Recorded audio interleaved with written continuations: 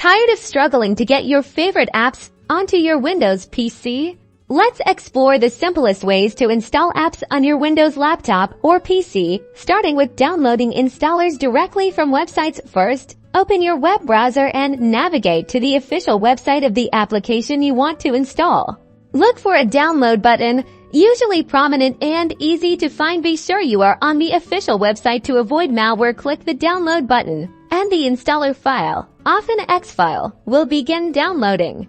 Once the download is complete, locate the file in your Downloads folder. Double-click the X file to launch the installer. Follow the on-screen instructions, accepting the license agreement and choosing your preferred installation settings. Be mindful of any bundled software offers you don't want, and uncheck those boxes if they appear. Another safe and convenient way is through the Microsoft Store. Click on the Microsoft Store icon, usually found on your taskbar. Use the search bar to find the app you want to install. Let's search for Spotify. Once you've found the app, click the Install button. The Microsoft Store will handle the download and installation process automatically.